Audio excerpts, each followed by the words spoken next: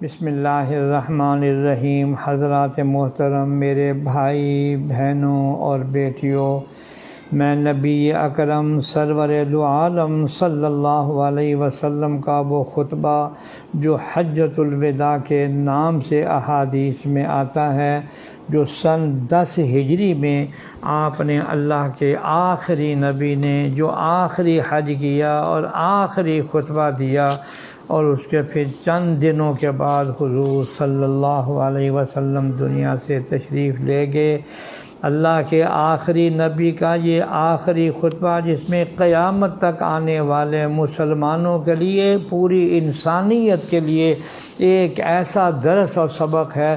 میری درخواست یہ ہے کہ اب وہ ذی الحجہ کا مہینہ آ رہا ہے، 9 تاریخ آ رہی ہے، 10 تاریخ آ رہی ہے، تو توجہ سے سن لیجئے۔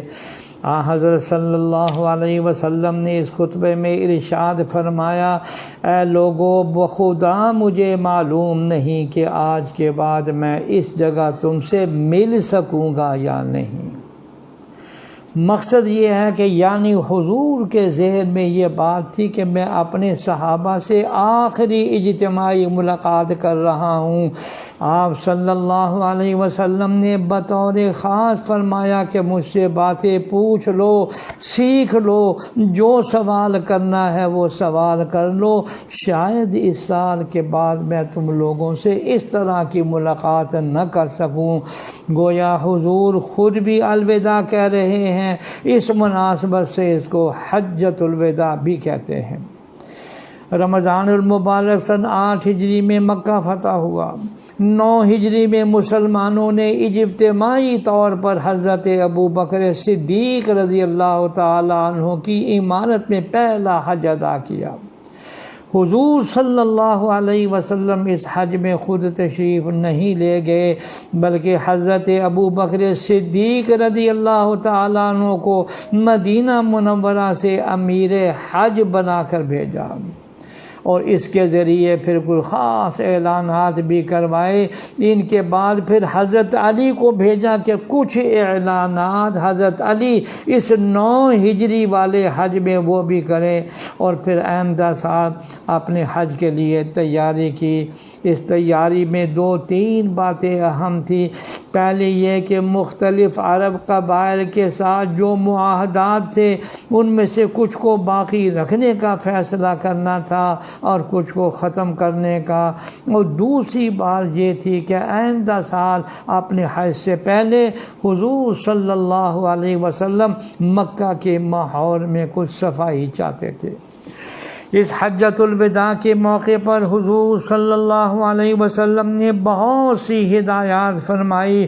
خطبہ حجۃ الوداع جسے کہتے ہیں، یہ حضور کی مختلف ہدایات کا مجموعہ ہے۔ ان میں 2 تو بڑے خطبے ہیں۔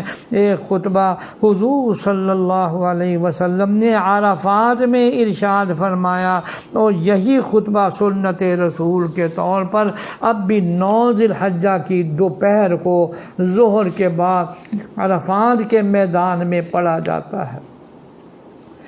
دوسرا خطبہ وہ ہے جو حضور صلی اللہ علیہ وسلم نے منی میں ارشاد فرمایا۔ یہ تو 2 باقاعدہ خطبے ہیں۔ جس موقع پر صحابہ کرام کثیر تعداد میں تھے، انہوں نے نبی کریم صلی اللہ علیہ وسلم سے خطبات سنے، جس کو جو بات یاد رہی اس نے وہ آگے نقل کر دی۔ جس کے علاوہ حضرت صلی اللہ علیہ وسلم سے بہت سے سوالات پوچھے گئے، جن کے آپ نے جوابات دیے۔ حضور نے حج کے مختلف مسائل کے بارے میں بھی ہدایات دی۔ صحابہ کرام سے عرفات اور منی میں نبی کریم صلی اللہ علیہ وسلم نے جو کچھ فرمایا، صحابہ کرام نے جو بات یاد رکھ کر پھر آگے نقل کر دی، اس کو محدثین نے محفوظ کیا۔